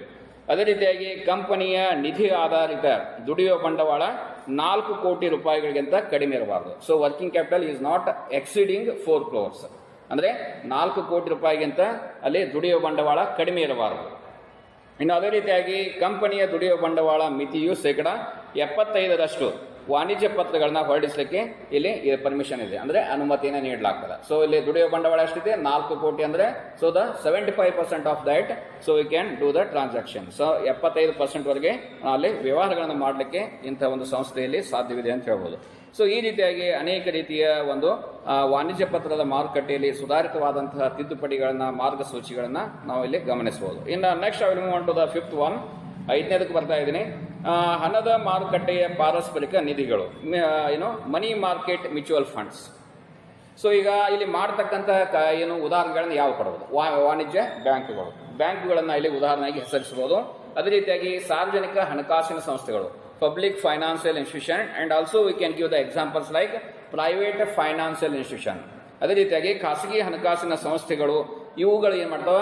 ಇವುಗಳು ಪಾರಸ್ಪರಿಕ ನಿಧಿಗಳ ಒಂದು ವ್ಯವಹಾರಗಳನ್ನು ಮಾಡ್ತಾವ, ಅಂದ್ರೆ ಮ್ಯೂಚುವಲ್ ಫಂಡ್ಸ್. ಈಗ ಒಂದು ಎಕ್ಸಾಂಪಲ್ ಕೊಡೋದು SBI mutual fund. So SBI ಪಾರಸ್ಪರಿಕ ನಿಧಿ ಒಂದು ವ್ಯವಹಾರಗಳನ್ನು ಮಾಡ್ತಾವ ಅಂತ ಹೇಳ್ಬೋದು. ಸೊ ಈ ರೀತಿಯ ಒಂದು ವೈಯಕ್ತಿಕ ಹೂಡಿಕೆದಾರರು ತಮ್ಮ ಹಣವನ್ನ ಈ ರೀತಿಯ ಒಂದು ನಿಧಿಗಳಲ್ಲಿ ತೊಡಗಿಸುವುದರ ಮೂಲಕ ಈ ಒಂದು ವ್ಯವಹಾರಗಳನ್ನು ಮಾಡಲಿಕ್ಕೆ ಸಾಧ್ಯವಿದೆ. ಭಾರತೀಯ ರಿಸರ್ವ್ ಬ್ಯಾಂಕ್ 1992ರಲ್ಲಿ ಹಣದ ಮಾರುಕಟ್ಟೆಯ ಪಾರಸ್ಪರಿಕ ನಿಧಿಯ ಒಂದು ವ್ಯವಹಾರಗಳನ್ನ ಅಥವಾ ಯೋಜನೆಗಳನ್ನ ಪ್ರಾರಂಭ ಮಾಡಿತು ಅಂತ ಹೇಳ್ಬೋದು. ಆದರೆ ಪ್ರಾರಂಭಿಸಿದ ಅವಧಿಯಲ್ಲಿ ಅದು ವಿಫಲಗೊಂಡಿದ್ದರಿಂದ ಮತ್ತೆ 1995 ನವೆಂಬರ್ ತಿಂಗಳಲ್ಲಿ ಹೊಸ ಯೋಜನೆಯನ್ನ ಜಾರಿಗೆ ತಂದು ಮತ್ತು ಅದು ಹೆಚ್ಚು ಆಕರ್ಷಕವಾಗಿ ಕೆಲಸ ಮಾಡಲಿಕ್ಕೆ ಅದು ಪ್ರಯತ್ನವನ್ನ ಮಾಡಿಸಿದೆ ಅಂತ ಹೇಳ್ಬೋದು. ಸೊ ಈ ರೀತಿಯಾಗಿ ಈ ಒಂದು ಪ್ರಮುಖವಾದಂತಹ ಒಂದು ಅಲ್ಪಾವಧಿ ಹಣಕಾಸಿನ ಮಾರುಕಟ್ಟೆಯಲ್ಲಿ ಕಂಡು ಬರ್ತಕ್ಕಂಥದ್ದು ಹಣದ ಮಾರುಕಟ್ಟೆಯ ಪಾರಸ್ಪರಿಕ ನಿಧಿಗಳ ಬಗ್ಗೆ ಆಯಿತು. ಇನ್ನು ನೆಕ್ಸ್ಟ್ 6th ಒನ್, ಮೇಲಾಧಾರ ಸಾಲದ ಮಾರುಕಟ್ಟೆ, ಕೋಲ್ಯಾಟ್ರಲ್ ಲೋನ್ ಮಾರ್ಕೆಟ್ಸ್. ಈಗ ಕೋಲ್ಯಾಟ್ರಲ್ ಲೋನ್ ಮಾರ್ಕೆಟ್ಸ್ ಅಂತ ಯಾವ್ದು ಕೇಳ್ತೀವಿ? ಮೇಲಾಧಾರ ಸಾಲದ ಒಂದು ಮಾರುಕಟ್ಟೆ. ಈಗ ನೀವು ಯಾವುದೇ ಒಂದು ಸಾಲದ ಹಣವನ್ನು ಪಡೆಯಲಿಕ್ಕೆ ಹೋದಾಗ ಅದಕ್ಕೆ ಸೆಕ್ಯೂರಿಟಿಯನ್ನು ಕೊಡಬೇಕಾಗ್ತದೆ, ಶ್ಯೂರಿಟಿಯನ್ನು ಕೊಡಬೇಕಾಗ್ತದೆ. ಈಗ ನೀವು ಬ್ಯಾಂಕಿಗೆ ಹೋಗ್ರಿ, ಸಾಲಕ್ಕಾಗಿ ಅರ್ಜಿಯನ್ನು ಸಲ್ಲಿಸಿದಾಗ ಅಲ್ಲಿ ಭದ್ರತೆಯನ್ನು ಒದಗಿಸ್ರಿ ಅಂತ ಹೇಳ್ತಾರೆ. ಓಕೆ, ಅವಾಗ ಆ ಭದ್ರತೆಯನ್ನು ಇಟ್ಟುಕೊಂಡು ಅಥವಾ ಆಸ್ತಿ ಪಾಸ್ತಿಗಳಿರ್ಬೋದು ಅಥವಾ ಯಾವುದೇ ರೀತಿಯ LICಗಳಿರ್ಬೋದು, ಬಾಂಡ್ಗಳಿರ್ಬೋದು, ಅವುಗಳನ್ನ ಭದ್ರತೆಯಾಗಿ ಇಟ್ಟುಕೊಂಡು ಏನ್ ಮಾಡ್ತದ? ಸಾಲವನ್ನ ನಿಮಗೆ ಬ್ಯಾಂಕ್ಗಳು ಕೊಡ್ತಾವ ಅಂತ ಹೇಳ್ಬೋದು. ಸೊ ಈ ರೀತಿಯಾಗಿ ಮೇಲಾಧಾರ ಸಾಲದ ಮಾರುಕಟ್ಟೆ ಅಂತ ಹೇಳ್ಬೋದು. ಸೊ ಇಂಥ ಒಂದು ಮಾರುಕಟ್ಟೆಯಲ್ಲಿ ವಿಶೇಷವಾಗಿ ವಾಣಿಜ್ಯ ಬ್ಯಾಂಕ್ಗಳು ಅಂದ್ರೆ ಪ್ರಮುಖವಾದಂತಹ ಒಂದು ಪಾತ್ರವನ್ನು ನಿರ್ವಹಿಸತಕ್ಕಂತಹ ಒಂದು ಚಟುವಟಿಕೆ ಮಾಡತಕ್ಕಂತಹ ಒಂದು ಉದಾಹರಣೆಯಾಗಿ ಇಲ್ಲಿ ಕೊಡಬಹುದು. ಅದೇ ರೀತಿಯಾಗಿ ಈ ರೀತಿಯ ಒಂದು ಬ್ಯಾಂಕಿಂಗ್ ವ್ಯವಹಾರಗಳಲ್ಲಿ ಖಾಸಗಿ ವ್ಯಕ್ತಿಗಳಿಗೆ ಇದು ಸಾಲಗಳನ್ನ ನೀಡತಕ್ಕಂತಹ ಒಂದು ಪ್ರಮುಖವಾದಂತಹ ಒಂದು ಮಾರುಕಟ್ಟೆಯಾಗಿದೆ ಅಂತ ಹೇಳ್ಬೋದು. ಸೊ ಈಗ ಮೇಲಾಧಾರ ಸಾಲ ಮಾರುಕಟ್ಟೆಯಲ್ಲಿ, so in collateral money market we can find the private peoples doing the transactions or doing the activities with the commercial banks. So ವಾಣಿಜ್ಯ ಬ್ಯಾಂಕ್ಗಳ ಜೊತೆಗೆ ಈ ಒಂದು ಖಾಸಗಿ ಹಣಕಾಸಿನ ನಿರ್ವಹಣೆ ಮಾಡತಕ್ಕಂಥ ಅಂದ್ರೆ ಹಣದ ವ್ಯವಹಾರಗಳನ್ನು ಮಾಡತಕ್ಕಂಥ ಜನರನ್ನ ನಾವು ಇಂಥ ಒಂದು ಮಾರುಕಟ್ಟೆಯಲ್ಲಿ ನೋಡಬಹುದು. ಸೊ ಇಲ್ಲಿ ಏನಾಗ್ತದ? ಇಲ್ಲಿ ಸ್ವತ್ತುಗಳನ್ನ ಅಡಮಾನದ ರೂಪದಲ್ಲಿ ಇಡಲಾಗ್ತದೆ. ಅದೇ ರೀತಿಯಾಗಿ ಈಗ ಭದ್ರತೆಯ ಪತ್ರಗಳನ್ನ ಈ ಒಂದು ಅಡಮಾನದ ರೂಪದಲ್ಲಿ ಇಡಲಾಗ್ತದೆ. ಸೊ ಅವುಗಳನ್ನ ಇಟ್ಟುಕೊಂಡು ಅವುಗಳ ಆಧಾರದ ಮೇಲೆ ಸಾಲವನ್ನ ಮಂಜೂರಾತಿ ಮಾಡಿ ಸಾಲದ ಒಂದು ಹಣವನ್ನ ಕೊಡಲಾಗ್ತದೆ. ಆದ್ದರಿಂದ ಇದಕ್ಕಂತೀವಿ ಮೇಲಾಧಾರ ಸಾಲದ ಮಾರುಕಟ್ಟೆ ಅಂತ ಕರಿತೀವಿ. So that is why we call it as collateral loan markets. ಇನ್ನು ಅದೇ ರೀತಿಯಾಗಿ ಇಲ್ಲಿ ಮತ್ತೊಂದು ಮುಖ್ಯವಾದಂತಹ ಒಂದು ಪ್ರಮುಖ ಒಂದು ಇದು ಬರ್ತದ, ಅಂಗೀಕರಿಸಿದ ಹುಂಡಿಗಳ ಮಾರುಕಟ್ಟೆ, ಅಕ್ಸೆಪ್ಟೆನ್ಸ್ ಆಫ್ ಬಿಲ್ ಮಾರ್ಕೆಟ್, ಅಂಗೀಕರಿಸಿದ ಹುಂಡಿಗಳ ಒಂದು ಮಾರುಕಟ್ಟೆ. ಸೊ ಇಂಥ ಒಂದು ಮಾರುಕಟ್ಟೆಗಳಲ್ಲಿ ನೋಡ್ತಾ ಇದ್ದೀವಿ, ಬ್ಯಾಂಕ್ಗಳು ಅಂಗೀಕರಿಸುವ ಒಂದು ಹುಂಡಿಗಳ ಒಂದು ಮಾರುಕಟ್ಟೆಗೆ ಸಂಬಂಧಿಸಿದ ಒಂದು ವ್ಯವಹಾರದ ಮಾರುಕಟ್ಟೆಯಾಗಿದೆ ಅಂತ ಹೇಳ್ಬೋದು.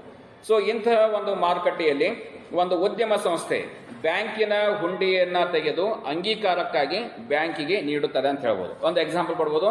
ಈಗ ಒಬ್ಬ ನಿರ್ದಿಷ್ಟ ವ್ಯಕ್ತಿ ಅಥವಾ ಅದರ ಒಂದು ಧಾರಕನಿಗೆ ಅಂದ್ರೆ ಬೇರರ್ಸ್ ಅಂತ ಹೇಳ್ತೀವಿ, ನಿರ್ದಿಷ್ಟ ಮೊಬೈಲ್ಗಳನ್ನ ಭವಿಷ್ಯದ ಒಂದು ದಿನಾಂಕದಂದು ಅವರು ಪಾವತಿಸಬೇಕಾಗ್ತದ. ಆದ್ದರಿಂದ ಬ್ಯಾಂಕ್ಗಳು ಇಂತಹ ಒಂದು ಅವಧಿಗೆ ಇಷ್ಟು ಪ್ರಮಾಣದ ಹಣವನ್ನ ಕೊಡಬೇಕು ಅಂತ ಅಂಗೀಕರಿಸಿ ಅಂತಹ ಹುಂಡಿಗಳನ್ನ ಸುಲಭವಾಗಿ ಮಾರಾಟ ಮಾಡತಕ್ಕಂತಹ ಒಂದು ಅಲ್ಪಾವಧಿ ಹಣದ ಮಾರುಕಟ್ಟೆಯಾಗಿದೆ ಅಂತ ಹೇಳ್ಬೋದು.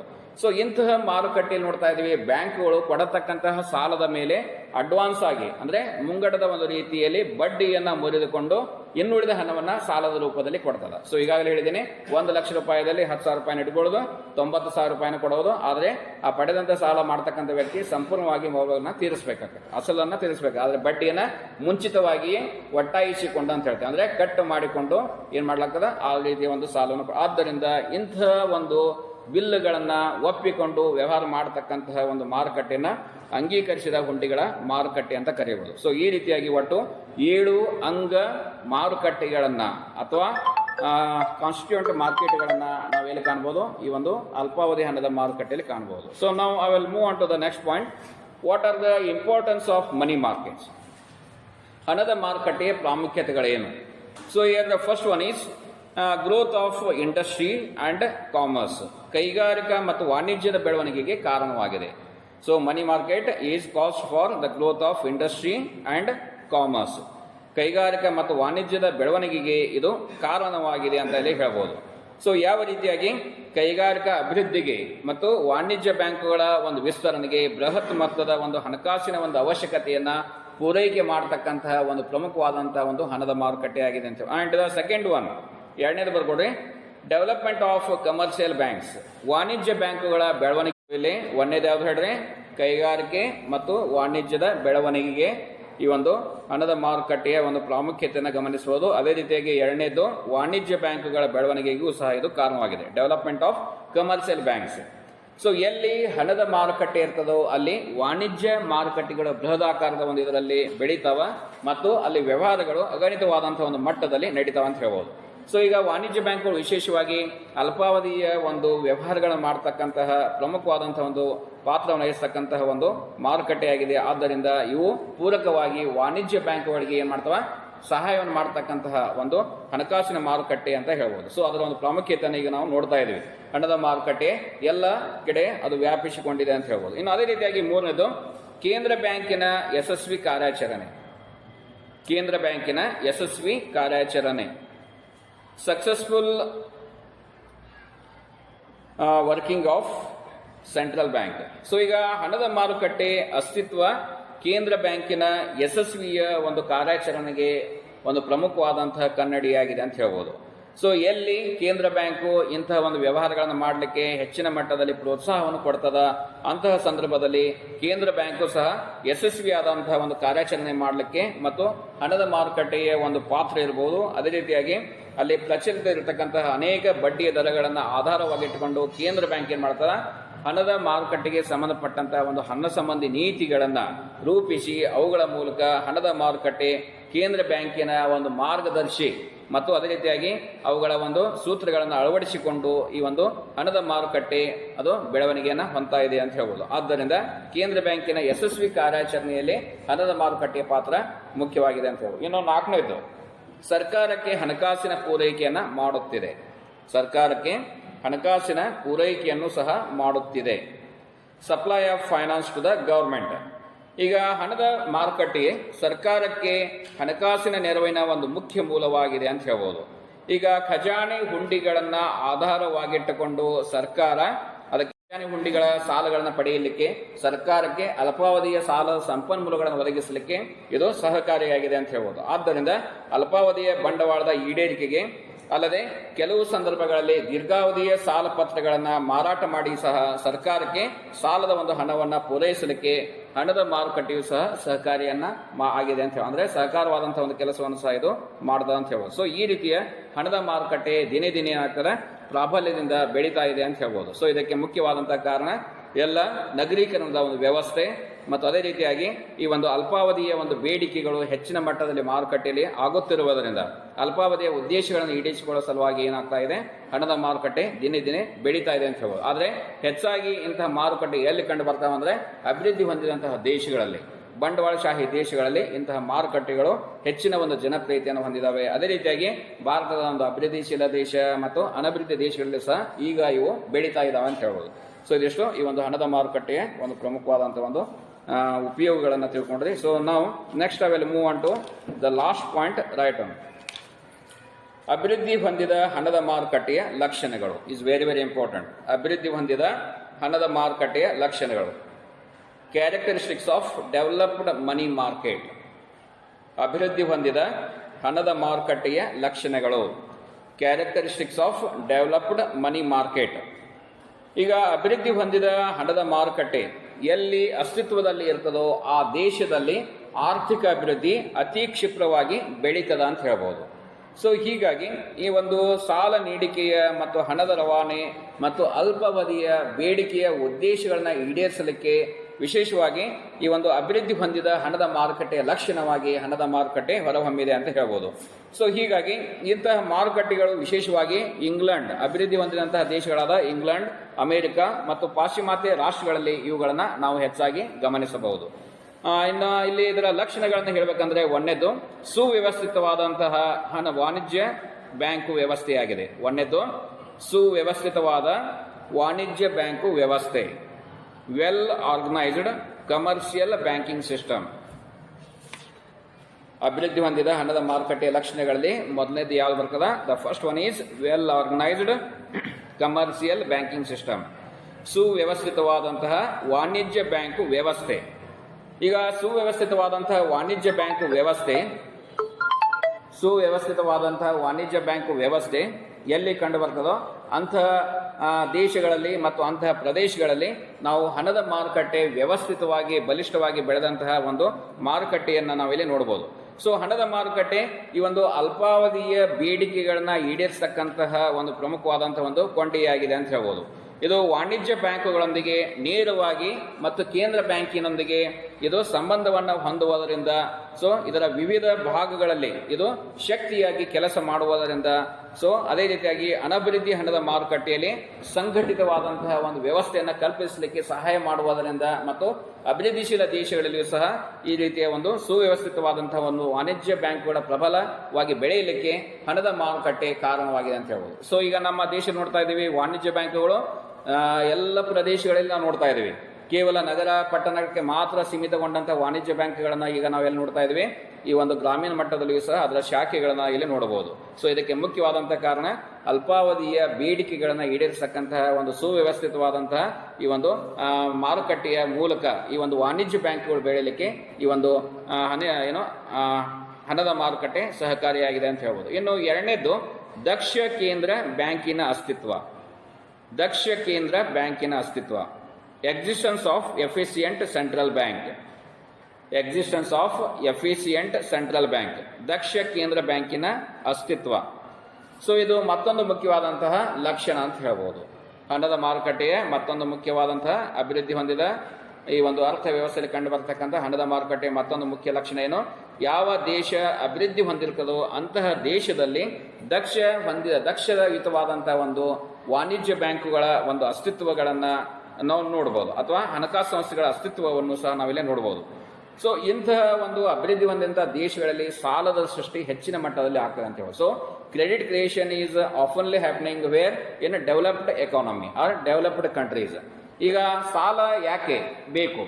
ಸಾಲ ಯಾಕೆ ತಗೊಳ್ತೇವೆ? Because of the development activities for the productive uses. ಅಂದ್ರೆ ಈ ಒಂದು ಉತ್ಪಾದಕ ಬಯಕೆಗಳನ್ನ ಈಡೇರಿಸಿಕೊಳ್ಳುವ ಸಲುವಾಗಿ, ಅಭಿವೃದ್ಧಿಯ ಚಟುವಟಿಕೆಗಳನ್ನ ನಡೆಸಿಕೊಳ್ಳುವ ಸಲುವಾಗಿ ಸಾಲಗಳನ್ನ ಮಾಡಲಾಗ್ತದೆ ಅಂತ ಹೇಳ್ಬೋದು. ಸೊ ಹೀಗಾಗಿ ಈ ಒಂದು ಕ್ರೆಡಿಟ್ ಕ್ರಿಯೇಷನ್ ಅಂದ್ರೆ ಪತ್ತು ನಿರ್ಮಾಣ ಅಂತ ಏನು ಹೇಳ್ತಾ ಇದ್ದೀವಿ, ನಾನು ಹೋಗಿ ಬ್ಯಾಂಕಿನಲ್ಲಿ ಹಣವನ್ನು ಇಡ್ತೀನಿ, ನನ್ನ ಹಣ ಏನಾಗ್ತದ ಅನೇಕ ಜನರಿಗೆ ಅದು ಸಾಲದ ಒಂದು ರೂಪದಲ್ಲಿ ಹೋಗ್ತದ ಅಂತ ಹೇಳ್ಬೋದು. ಸೊ ಈ ರೀತಿಯ ಒಂದು ಚಟುವಟಿಕೆಗಳನ್ನು ಮಾಡತಕ್ಕಂತಹ ಒಂದು ದಕ್ಷವಾದಂತಹ ಕೇಂದ್ರ ಬ್ಯಾಂಕಿನ ಅಸ್ತಿತ್ವವಾಗಲಿಕ್ಕೆ ಇದು ಕಾರಣವಾಗಿದೆ ಅಂತ ಹೇಳ್ಬೋದು. ಆದ್ದರಿಂದ ದಕ್ಷ ಕೇಂದ್ರ ಬ್ಯಾಂಕಿನ ಒಂದು ಅಸ್ತಿತ್ವ ಇದರ ಒಂದು ಪ್ರಮುಖವಾದಂತಹ ಲಕ್ಷಣ. ಇನ್ನು ಮೂರನೇದು ಯೋಗ್ಯ ಪತ್ತಿನ ಸಾಧನಗಳ ಅಸ್ತಿತ್ವ. Existence of proper credit instruments. ಅಭಿವೃದ್ಧಿ ಹೊಂದಿದ ಹಣದ ಮಾರುಕಟ್ಟೆಯಲ್ಲಿ ವಾಗ್ದಾನ ಪತ್ರಗಳು, ಡಿಬೆಂಚರ್ಸ್ ಅಂತ ಹೇಳ್ತೀವಿ. ಅದೇ ರೀತಿಯಾಗಿ ಖಜಾನೆ ಹುಂಡಿಗಳು, ಬಿಲ್ ಆಫ್ ಎಕ್ಸ್ಚೇಂಜ್. ಅದೇ ರೀತಿಯಾಗಿ ಎಕ್ಸ್ಚೇಂಜ್ ಬಿಲ್ಸ್, ವಿನಿಮಯ ಹುಂಡಿಗಳು, ಮತ್ತು ಅದೇ ರೀತಿಯಾಗಿ ಸರ್ಕಾರದ ಸಾಲ ಪತ್ರಗಳು. ಸೊ ಅಂದ್ರೆ ಪ್ರಾಮಿಸರಿ, ಅದೇ ರೀತಿಯಾಗಿ ಪ್ರಾಮಿಸರಿ ನೋಟ್ಸ್ ಅಂತ ಹೇಳ್ಬೋದು. ಅದೇ ರೀತಿಯಾಗಿ ಈ ಒಂದು ಡಿಬೆಂಚರ್ಸ್, ಗವರ್ಮೆಂಟ್ ಡಿಬೆಂಚರ್ಸ್, ಸರ್ಕಾರದ ಸಾಲದ ಪತ್ರಗಳು. ಅದೇ ರೀತಿಯಾಗಿ ಅನೇಕ ಪತ್ತಿನ ಸಾಧನಗಳು. ಸೊ ಸಾಕಷ್ಟು ಪ್ರಮಾಣದಲ್ಲಿ ಅಸ್ತಿತ್ವದಲ್ಲಿ ಎಲ್ಲಿ ಇರ್ತಾವೋ ಅಂತಹ ಪ್ರದೇಶಗಳಲ್ಲಿ ಈ ಒಂದು ಮಾರುಕಟ್ಟೆ ನಮಗೆ ಕಂಡು ಬರ್ತದ ಅಂತ ಹೇಳ್ಬೋದು. ಸೊ ಈ ರೀತಿಯ ವ್ಯವಹಾರಗಳು ಎಲ್ಲಿ ಜರುಗ್ತಾವೋ ಅಂತಹ ಮಾರುಕಟ್ಟೆ, ಅಂತಹ ಪ್ರದೇಶಗಳಲ್ಲಿ ಇವುಗಳ ಅಸ್ತಿತ್ವ ಇರ್ತದ ಅಂತ ಹೇಳ್ಬೋದು. ಅಂದ್ರೆ ಹಣದ ಮಾರುಕಟ್ಟೆ ಅಸ್ತಿತ್ವ ಇರ್ತದ ಅಂತ ಹೇಳ್ಬೋದು. ಇನ್ನು ಮತ್ತೊಂದು ಮುಖ್ಯವಾದಂತಹ ಪ್ರಮುಖ ಲಕ್ಷಣ ಕೊಡ್ರೆ, ಅನೇಕ ಉಪ ಮಾರುಕಟ್ಟೆಗಳ ಅಸ್ತಿತ್ವಕ್ಕೆ ಕಾರಣವಾಗಿದೆ. Existence of many sub markets. ಅಭಿವೃದ್ಧಿ ಹೊಂದಿದ ಹಣದ ಮಾರುಕಟ್ಟೆಯಲ್ಲಿ ಬಹುಸಂಖ್ಯೆಯ ಉಪ ಮಾರುಕಟ್ಟೆಗಳನ್ನು ನಾವು ಗಮನಿಸಬಹುದು. ಸೊ ಈಗ ಉದಾಹರಣೆಯಾಗಿ ಇದು 7 ಈಗಾಗಲೇ ತಿಳ್ಕೊಂಡ್ವಿ. 7 ರೀತಿಯ ಕರೆ ಹಣದ ಮಾರುಕಟ್ಟೆ ಇರ್ಬೋದು. ಅದೇ ರೀತಿಯಾಗಿ ಅನೇಕ ರೀತಿಯ ಒಂದು ಉಪ ಹಣಕಾಸಿನ ಮಾರುಕಟ್ಟೆಗಳಿಗೆ ಇದು ಕಾರಣವಾಗಿದೆ. ಯಾವುದು? ಹಣದ ಮಾರುಕಟ್ಟೆ ಅಂತ ಹೇಳ್ಬೋದು. ಇನ್ನು ಅದೇ ರೀತಿಯಾಗಿ ಮತ್ತೊಂದು ಲಕ್ಷಣ availability of large volume of resources. ಬೃಹತ್ ಮೊತ್ತದ ಸಂಪನ್ಮೂಲಗಳ ಲಭ್ಯತೆಗೆ ಕಾರಣವಾಗಿದೆ. ಬೃಹತ್ ಮೊತ್ತದ ಸಂಪನ್ಮೂಲಗಳ ಲಭ್ಯತೆ availability of large volume of resources. ಅಭಿವೃದ್ಧಿ ಹೊಂದಿದ ಹಣದ ಮಾರುಕಟ್ಟೆಯಲ್ಲಿ ಸಾಲದ ವ್ಯವಹಾರಗಳನ್ನು ದೊಡ್ಡ ಪ್ರಮಾಣದಲ್ಲಿ ಸಾಗಿಸಿಕೊಂಡು ಹೋಗಲಿಕ್ಕೆ ಯಥೇಚ್ಛವಾದಂತಹ ಪ್ರಮಾಣದಲ್ಲಿ ಸಂಪನ್ಮೂಲಗಳನ್ನು ಅಲ್ಲಿ ವಿಪುಲವಾದಂತಹ ಒಂದು ಇದರಲ್ಲಿ ಸಂಗ್ರಹಿಸಿಟ್ಟುಕೊಳ್ಬೇಕಾಗ್ತದೆ. ಸೊ ಇಂತಹ ಒಂದು ವಿಶೇಷವಾದ ಸ್ವದೇಶಿ ಇರ್ಬೋದು ಅಥವಾ ವಿದೇಶಿ ಮಾರುಕಟ್ಟೆಯಲ್ಲಿ ಇರ್ಬೋದು. ಸೊ ಈ ರೀತಿಯ ಸಂಪನ್ಮೂಲಗಳನ್ನು ಆಕರ್ಷಿಸಲಿಕ್ಕೆ ಮತ್ತು ಅವುಗಳ ಸಾಮರ್ಥ್ಯತೆಯನ್ನು ಹೆಚ್ಚಿಸಲಿಕ್ಕೆ ಹಣದ ಮಾರುಕಟ್ಟೆ ಅದು ಕಾರಣವಾಗಿದೆ. ಸೊ ಇದು ಎಲ್ಲಿ ಕಂಡು ಬರ್ತದ ಅಂತಹ ಮಾರುಕಟ್ಟೆ ಅದು ವಿಶೇಷವಾಗಿ ಅಭಿವೃದ್ಧಿ ಹೊಂದಿದಂತಹ ದೇಶಗಳಲ್ಲಿ ಹಣದ ಮಾರುಕಟ್ಟೆಯಲ್ಲಿ ಈ ರೀತಿಯ ಲಕ್ಷಣಗಳನ್ನು ಅದು ತೋರಿಸ ಅಂತ ಹೇಳ್ಬೋದು. ಇನ್ನು 6ನೇದು ಬರ್ಕೊಡ್ರಿ, ಕಡಿಮೆ ವೆಚ್ಚದ ರವಾನೆಯ ಸೌಲಭ್ಯ. Cheap remittance facilities, CHEAP, cheap remittances, REMITTANCE facilities. ಕಡಿಮೆ ವೆಚ್ಚದ ರವಾನೆ ಸೌಲಭ್ಯ ಮತ್ತೊಂದು ಪ್ರಮುಖವಾದಂತಹ ಅಭಿವೃದ್ಧಿ ಹೊಂದಿದ ಹಣಕಾಸಿನ ಮಾರುಕಟ್ಟೆಯ ಒಂದು ಲಕ್ಷಣ ಅಂತ ಹೇಳ್ಬೋದು. ಇನ್ನು ಅದೇ ರೀತಿಯಾಗಿ ನಂಬರ್ 7, ನಿಯಂತ್ರಣಕ್ಕೆ ಅವಕಾಶ ಕಲ್ಪನೆ. Provision of opportunity for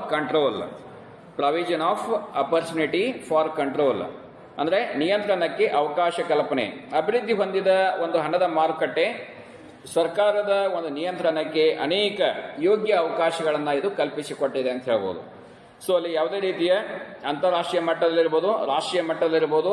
so ಈ ರೀತಿಯ ವಿದ್ಯಮಾನಗಳಿಗೆ ಸ್ಪಂದಿಸತಕ್ಕಂತಹ ಒಂದು ಮಾರುಕಟ್ಟೆಯ ಲಕ್ಷಣಗಳನ್ನು ಇದು ಒಳಗೊಂಡಿರುತ್ತದೆ.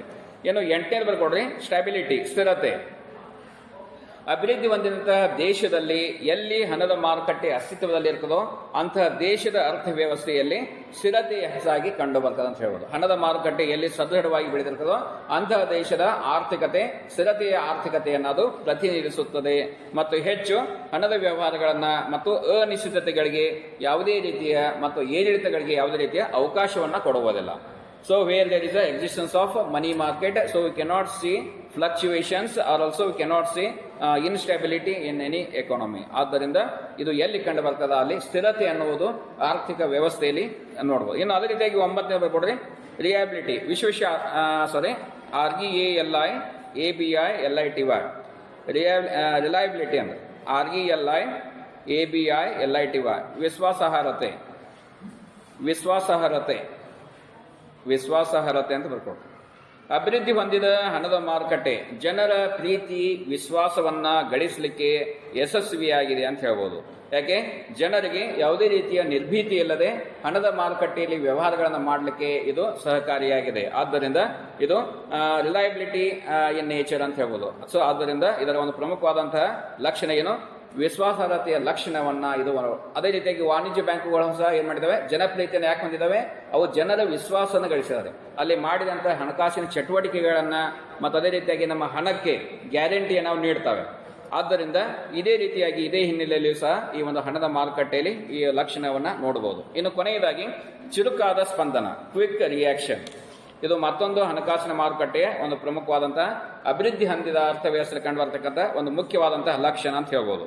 ಸೊ ಎಲ್ಲಿ ವ್ಯವಸ್ಥಿತವಾದಂತಹ ಸಂಘಟಿತವಾದಂತಹ ಹಣದ ಮಾರುಕಟ್ಟೆಯ ಅಸ್ತಿತ್ವ ಕಂಡು ಬರ್ತದೋ ಅದು ವಿಶೇಷವಾಗಿ ರಾಷ್ಟ್ರೀಯ ಒಂದು ಚಟುವಟಿಕೆಗಳಲ್ಲಿ, ಅಂತಾರಾಷ್ಟ್ರೀಯ ಮಟ್ಟದ ಒಂದು ಚಟುವಟಿಕೆಗಳಲ್ಲಿ ಇದು ವಿಶೇಷವಾಗಿ ಸ್ಪಂದಿಸತಕ್ಕಂತಹ ಒಂದು ಕಾರ್ಯವನ್ನು ಇದು ಮಾಡ್ತದೆ ಅಂತ ಹೇಳ್ಬೋದು.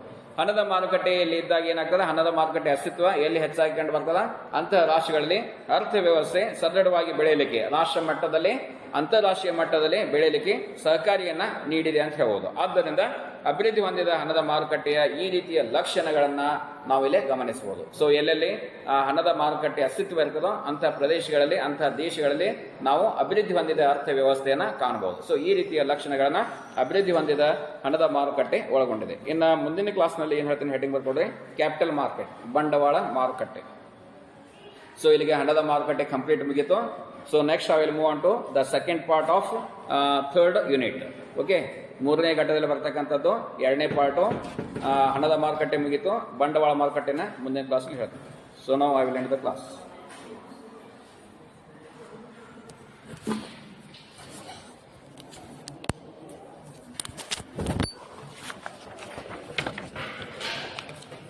ಇದನ್ನು ನಾಳೆ ತಗೋತೇನೆ. ನಾಳೆ ಇದಲ್ಲ ಫ್ರೈಡೇ ಸ್ಯಾಟರ್ಡೆ ಇದು ಮುಗೀತಲ್ಲ ಕಂಪ್ಲೀಟ್ ಯೂನಿಟ್. ಅದು ಮುಗಿದ್ಮೇಲೆ IFS ಸ್ಟಾರ್ಟ್ ಮಾಡ್ತೀನಿ. ಯಾವುದು SEC.